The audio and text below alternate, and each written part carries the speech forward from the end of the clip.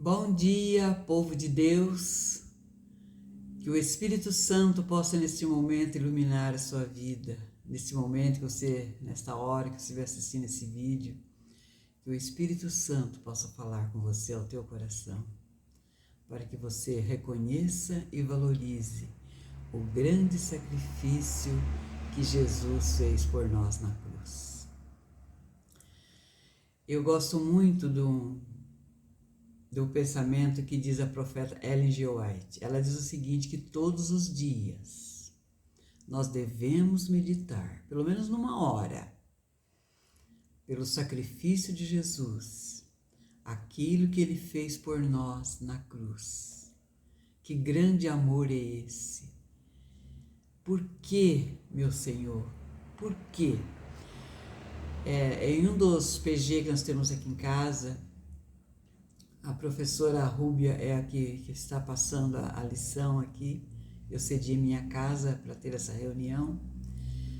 Ela é também a professora da escola sabatina, é a diretora, ela é anciã da igreja. E ela fez uma pergunta. O que nós diríamos? A primeira coisa que nós falaríamos para Jesus quando nós chegássemos ao céu. Cada um teve a sua pergunta que ia fazer, se expressou. E quando ela disse, você, Áurea, o que você perguntaria para Jesus? Eu disse a ela, eu perguntaria, Senhor, por que eu? Aí algumas pessoas que estavam ali falaram, mas não entendi, por que eu? Eu falei, sim.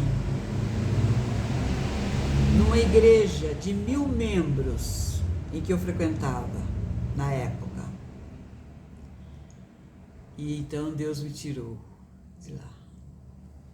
Por causa do quê? Da Bíblia Sagrada. Que eu comecei a ler a Bíblia, fazer vigílias à noite, para Deus me esclarecer na sua palavra que eu queria seguir o que estava escrito.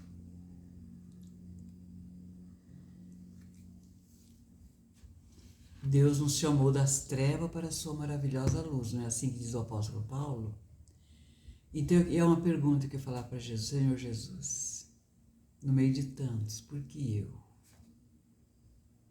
E por a eternidade eu serei eternamente grato a Deus. Vocês não imaginam a revolução que aconteceu no meu coração, na minha mente, depois que eu passei a estudar as Escrituras Sagradas. Sofri muito porque eu não achava naquela época, porque eu não conhecia a Igreja Adventista, não sabia nem que existia essa Igreja Adventista, mas eu comecei a estudar as Escrituras Sagradas. E quando eu via os pastores pregando, a igreja pregando sobre um inferno de fogo terrível, eternamente sem fim. E depois eles cantavam um corinho que dizia, Deus é amor, Deus é amor. E na minha adolescência eu dizia, que amor é esse, que Deus é esse, que lança a pessoa no inferno, queimando sem fim, e fala que Ele é amor.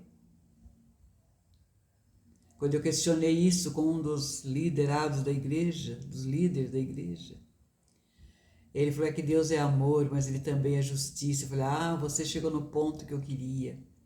Que se Deus é justiça, se uma pessoa peca 40, 50, 60 anos, então ele deveria ser queimado só 60 anos.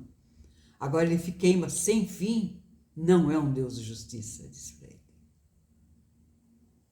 E foi aí que um pastor, o pastor presidente, que ele não morava aqui em Limeira, ele morava em São Paulo e cuidava de várias igrejas. Então ele veio, até eu fui a ele e expus a ele o problema que eu estava enfrentando, a dificuldade que eu estava enfrentando, que a igreja não responderia às minhas perguntas, pelo contrário, me maltratava, respondia mal, porque era tudo sempre sem educação, sabe? Eu me encanto na igreja adventista, quando uma pessoa chegou, um pastor, e questionam alguma coisa, com que carinho, com que amor eles explicam a palavra de Deus. Mas eu era tratada assim, aceito que a igreja de ensino será excluída. Não tinha o que fazer. Mas Deus me socorreu. E esse pastor presidente, quando eu questionei a ele, ele foi, olha, eu falei, eu quero encontrar esse pastor no céu, passar a eternidade conversando com ele. Ele me disse, ele falou, olha, nem eu sei responder alguma coisa na Bíblia também. Mas aí ele citou para mim, o apóstolo São Paulo diz, São Tiago escreveu, se nós precisarmos de sabedoria, peça a Deus. E aí foi onde que eu passei, buscando e fazendo vigília à noite, para Deus me esclarecer nas Escrituras. E quando aquela questão que eu tinha, por que Jesus morreu na cruz para me salvar? Por que ele não pôde me salvar sem precisar ter morrido? Sabe, essas questões de adolescente. Foi tudo esclarecido pela Bíblia Sagrada.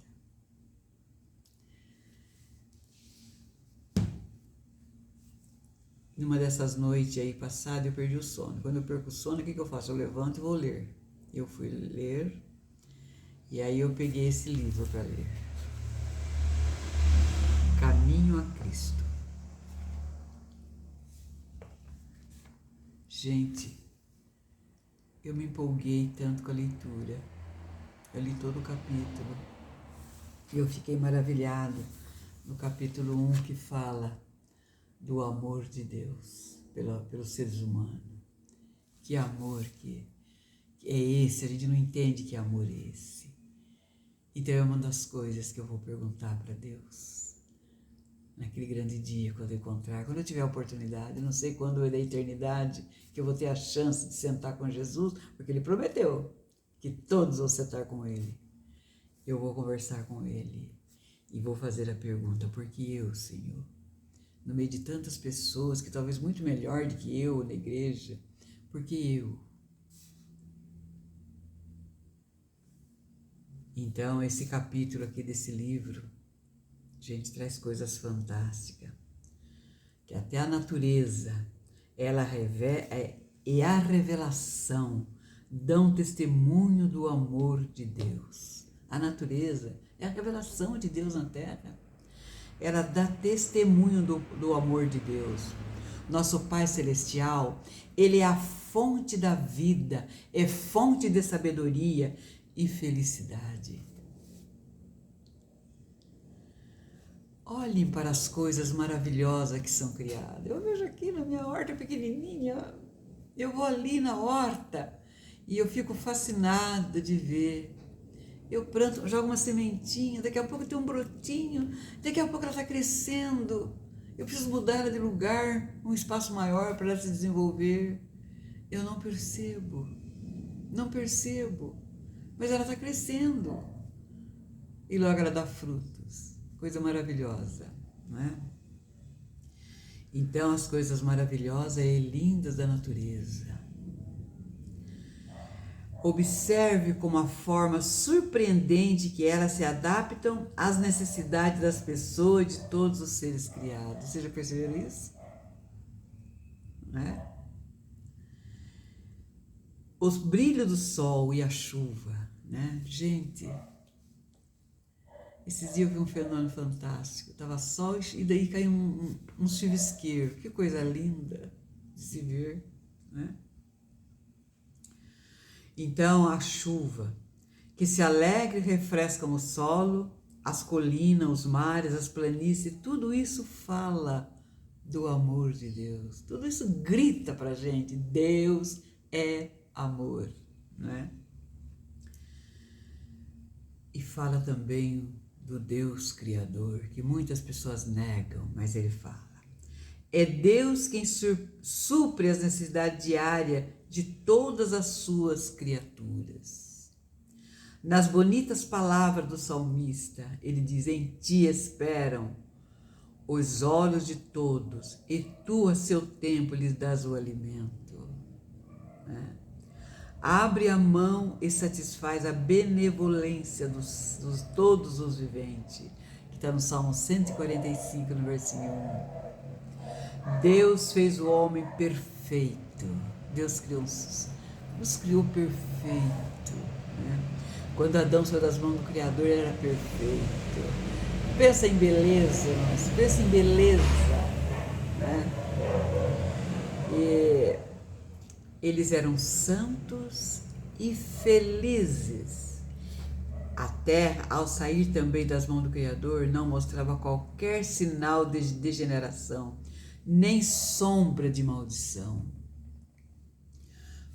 O que aconteceu então para nós termos a terra como está hoje, cheia de doença, cheia de epidemias? Sabe o que está? Foi a transgressão da lei de Deus, que é a lei do amor.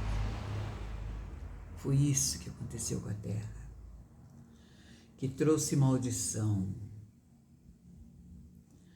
trouxe a dor e morte. Entretanto, mesmo em meio ao sofrimento resultante do pecado, o amor de Deus é revelado. Está escrito que Deus amaldiçoou a terra por causa do homem.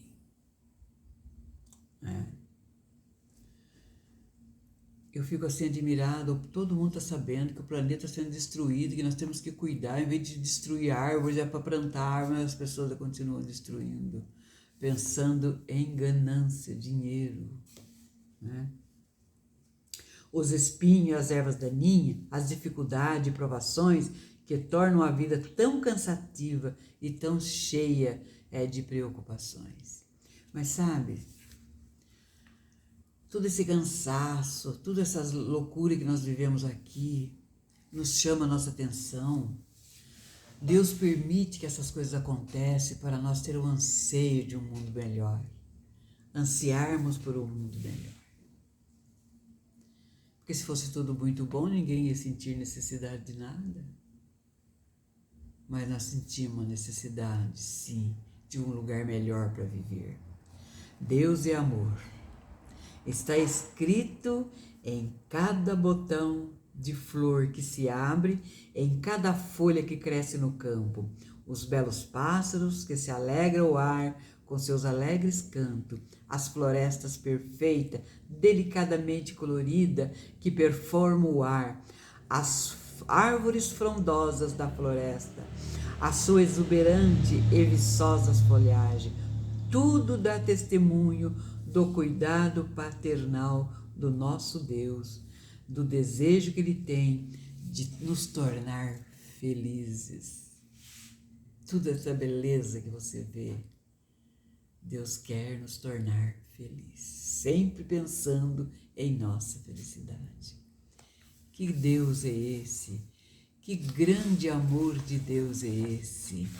Por isso que o conselho é que nós devemos todos os dias meditar pelo menos 1 hora no grande sacrifício de Jesus que Ele fez para nos salvar. Muitas vezes eu vejo pessoas dizer que o Deus do passado era mau, que agora Jesus é bonzinho. Já ouviram dizer isso? Eu ouço sempre, eu dou muito estudo bíblico por aí, as pessoas falam, mas o Deus do passado era muito mau, né? Nossa, ele matava as pessoas, fazia, acontecia. Agora Jesus, ele é bonzinho, né? A Bíblia fala que Deus é tardio em irar-se. Quando Ele toma alguma atitude, é para o nosso próprio bem. E para o bem dos que nos rodeiam. E da própria sociedade, da própria igreja. Não é? E Jesus, Ele é tardio em irar-se e Ele é grande em benignidade. Entende? Jonas, no capítulo 4, 2, porque tem prazer na misericórdia. Ele tem prazer em ser misericordioso. Também Miqueias fala, né? Deus uniu nosso coração a Ele por meio de incontáveis provas do céu e na terra, através de duas coisas da natureza, dos mais profundos e eternos laços do coração humano, pode conhecer. Deus procura revelar-se com toda a evidência, embora de maneira imperfeita às vezes, né, para nossos olhos, mas isso representa o seu amor. Às vezes não compreendemos, né? Às vezes não compreendemos.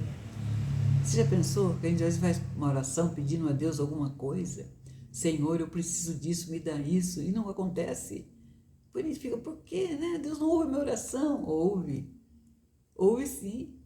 Por amor a você, Ele não dá dando o que você pediu, porque Ele conhece o teu futuro, Ele sabe se seria bom para você ou não, né? Satanás, ele levou o ser humano a pensar que Deus é um ser cujo principal atributo é a justiça severa, como se ele fosse um juiz austero, um credor duro e implacável. Ele, é assim que Satanás pensa, e nos leva a pensar, porque se ele consegue fazer isso com o ser humano, levar o ser humano a pensar essas coisas, entendeu? O ser humano se afasta de Deus, e isso é o que ele quer, não é? Ele retratou o Criador como um ser que fica vigiando e desconfiado. Eu cresci numa igreja que dizia, cuidado com o dedo de Deus, cuidado com o dedo de Deus. A gente temia. Dava-se uma impressão que Deus estava sempre espionando a gente, querendo pegar a gente em alguma coisa para nos castigar. Era isso que a igreja levava eu a pensar, né? Então, eles achavam que Deus era implacável, buscando erros e falhas nas pessoas para que possas condená-la. Foi para remover essa sombra escura e revelar ao mundo o infinito amor de Deus que Jesus veio viver entre a humanidade. Entende? Foi para revelar o seu amor, a sua bondade que Jesus veio e viveu aqui entre nós. Que lição que Jesus deu. Que lição. Eu estava lendo, né? Que por onde Jesus passava, as pessoas eram curadas, diz que tinha a vila inteira, que não tinha uma doença, porque Jesus passou por aquela vila. Gente, isso é coisa fantástica, né? Então, o Filho de Deus, ele veio do céu para revelar o Pai. Ninguém jamais viu a Deus. O Deus unigênito que está no seio do Pai, que é Jesus, é que veio revelar. Jesus veio revelar o Pai. Por isso que Jesus se humanizou, se tornou carne, se tornou um ser humano, porque ele não podia vir em toda a sua glória. A Paulo escreveu que ele se esvaziou de seu poder, de tudo. Não me pergunte como ele fez isso, porque eu não sei responder. Mas a Bíblia diz que Deus se esvaziou de seu poder. Veio como um bebê indefeso. Nasceu, cresceu entre nós. O Deus se tornou carne, se tornou humano para revelar o amor do Pai. Entende? E ele disse, né? Quando um dos discípulos pediu, Senhor, mostra-nos o Pai, Jesus respondeu, há tanto tempo eu estou convosco e você ainda me pergunta, faz essa pergunta para te revelar o Pai. Quem vê a mim, vê o Pai. Então Deus, o Pai, é um Deus bondoso, rico em misericórdia, cheio de amor, né? Então, o amor, a misericórdia e a compaixão estava presente em cada ato de sua vida. Seu coração se comovia em meiga simpatia com as pessoas. Ele assumiu a natureza humana, para que pudéssemos ir ao encontro de cada necessidade do ser humano. Porque se Jesus viesse no seu poder e glória, morria, as pessoas podiam olhar para ele e morriam. Lembra quando Moisés disse assim: Senhor, eu quero ver o teu rosto, eu quero ver o Senhor. Deus falou, que era Jesus, falou assim: ninguém pode me ver. Mas olha, você entra ali nessa fenda da rocha, esconde ele na rocha, por essa fenda. Eu vou passar, vou cobrir com a minha... Que tamanho de mão, hein, Deus? Eu vou cobrir com as minhas mãos, para que você não veja o meu rosto. E quando eu passar, você me verá pelas costas. Gente, eu fico pensando nessa cena. Que privilégio que Moisés teve. E quando Deus passou, Moisés viu Deus pelas costas, ele gritou: misericordioso é Deus, grande benevolência. E ficou maravilhado em Deus ter permitido ele ver isso. Mas Jesus, ele veio, ele assumiu a natureza humana para que pudesse ir ao encontro de cada necessidade do ser humano. Jesus não supria sequer uma palavra da verdade. Ele não suprimia uma palavra da verdade, mas ele falava sempre com amor. Repreendia com amor. Ensinava com amor. É assim que nós devemos ser. Falar com amor, ensinar com amor. Falava a verdade, mas sempre com amor, denunciava a hipocrisia, ele denunciava a incredulidade e a iniquidade, mas sua repreensão rigorosa era sempre proferida com lágrimas e tristeza. Jesus chorou quando ele encontrou com Maria sobre a morte de Lázaro. A Bíblia fala que Jesus chorou. Jesus chorou quando ele olhou para Jerusalém. Ele diz: Jerusalém, Jerusalém, que mata os profetas, que mata todos que foram enviados. Quantas vezes eu quis ajuntar você como uma galinha junta os seus pintinhos embaixo de suas asas, mas você não quis. Jesus chorou. Ele simpatiza com o nosso sofrimento. Ele fica ao nosso lado, nos acariciando, colocando a mão no nosso ombro e diz: calma, você vai vencer, porque eu venci o mundo, você vai vencer também. Ele tem uma empatia tremenda por nós, né? Ele disse: eu sou o caminho, eu sou a verdade e eu sou a vida. Os líderes rejeitaram o Salvador. Muitas pessoas rejeitaram. Mas ele considerava com meiga compaixão. Por isso que ele chorou sobre Jerusalém. Entende? Os líderes foram o maior culpado do povo rejeitar Jesus. Era eles que incitavam o povo a rejeitar o Salvador. E a vida de Jesus foi de abnegação, repleta de cuidado pelos outros. Cada pessoa era preciosa aos seus olhos. Cada pessoa. Ele amava as criancinhas, colocava as criancinhas no colo, não é? As mães levavam as criancinhas para Jesus abençoar. Às vezes os discípulos impediam, mas Jesus dizia: deixa vir a minhas pequenino, porque deles é o reino dos céus. É fantástico. Foi para nos remir que Jesus veio, viveu e sofreu e morreu.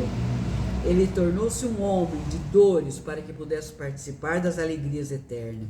Deus permitiu que seu Filho amado, cheio de graça e de verdade, deixasse um mundo de glória indescritível e viesse a um mundo corrompido e maculado pelo pecado, escurecido pela sombra da morte e da maldição. Ele permitiu que Jesus deixasse a sua amorosa companhia e a adoração dos anjos para sofrer a vergonha, insulto, humilhação, morte e ódio. Esse Deus, o Pai, ele permitiu. Não foi fácil, mas vocês pensam que foi fácil? Quando quando Deus tiveram aquela reunião para tratar desse assunto, da salvação do ser humano, quando Jesus, e Deus perguntou, quem irá? E quem virá? Jesus, eis-me aqui, envia-me a mim, eu irei. Jesus falou assim, eu irei, Pai, e morrerei por aquele mundo perdido. Não foi fácil para Deus, foi muita relutância, porque Jesus ali ele era adorado pelos anjos. Quando Jesus passava, todos os anjos se curvavam diante dele. Que cena! Interessante que Ellen White escreveu numa dessas cenas que Satanás também se curvava, mas com ódio no coração. Eu queria estar no lugar dele. Entende? Gente, é lindo esse capítulo, mas eu só estou pulando parte porque não dá para ler tudo. Mas diz assim, mas esse enorme sacrifício não foi feito para despertar no coração do Pai o amor pelo ser humano. Pensa não que esse sacrifício foi feito, Jesus fez, foi para despertar em Deus, né, o amor pelo ser humano. Nem para fazer que ele se dispusesse a salvá-lo. Não, porque Deus amou o mundo de tal maneira que deu seu Filho unigênito. O Pai nos ama e por causa da grande propiciação. O Pai nos ama, não por causa da grande propiciação, mas Ele proveu a propiciação porque Ele nos ama. A gente pensa, Deus nos ama porque Jesus sofreu tanto para nos salvar. Não. Antes disso Ele já nos amava, por isso que Ele preparou essa propiciação de vir Jesus a esse mundo e morrer por nós, né? Deus estava em Cristo reconciliando consigo o mundo. Está lá em 2 Coríntios, do capítulo 2, no capítulo 5, verso 19. É 2 Coríntios. Deus sofreu junto com seu Filho na agonia do Getsêmani. A morte do Calvário, o coração do amor infinito, pagou o preço da nossa redenção. Ninguém agora pode ter desculpa. Eu não posso me salvar. Pode, porque Jesus já pagou o preço do pecado de cada ser humano. É só aceitar. Agora, se não aceitar, infelizmente, vai ser destruído. Mas se nós aceitarmos o sacrifício de Jesus e dizer, Senhor, eu te amo. Muito obrigado por ter morrido por nós. Cada manhã eu faço oração. Senhor, obrigado. Porque a Áurea que não merecia, mas o Senhor morreu por mim. Gente, pensa vocês também. Meditem vocês também. Entende? Na vida de Jesus. Meditem. Né? E o capítulo encerra. Um amor assim não tem paralelo. Não tem. Filho do Rei Celestial. Essa é uma promessa preciosa. Um tema para a mais profunda meditação. O incomparável amor de Deus por um mundo que não o amou. Esse pensamento tem um poder capaz de dominar a alma e de tornar mente cativa da vontade de Deus. Quanto mais estudamos o caráter divino, à luz da cruz, mais vemos misericórdia, bondade e perdão, mesclado com a equidade e justiça. E mais claramente discernirmos as inúmeras evidências de um amor que é infinito e de uma compaixão capaz de superar a afeição de uma mãe por um filho rebelde. Por mais que o filho seja rebelde, a mãe ama esse filho. Se for possível, ela dá vida por ele. É assim que Deus é por nós. Somos rebeldes? Sim. Mas Deus, mesmo assim, nos ama tanto. Não deixe de amar esse Deus. Aceite a sua vontade e a sua misericórdia. Aceite o sacrifício de Cristo na sua vida. E você viverá a eternidade com Ele. Que esse mundo vai ser destruído, mas os seus Ele vai levar para o céu, para a glória. Que Deus abençoe vocês. Que Deus ajude vocês a sentir no coração esse amor que vibra dentro do meu. Eu amo esse Jesus. Vivo por Ele. Trabalho por Ele. Enfrento tudo por Ele. Tenho minhas dificuldades? Tenho. Mas o que eu puder, enquanto eu puder, eu quero adorar esse Deus maravilhoso que deu a vida para me salvar. Oremos nesse momento. Querido Deus, muito obrigado pelo alto sacrifício que o Senhor fez por nós. Nos amou tanto que se entregou por nós, Pai. Deixou o céu de glória, adoração dos anjos e veio para esse mundo escuro de pecado só porque o Senhor nos ama tanto e queria nos salvar.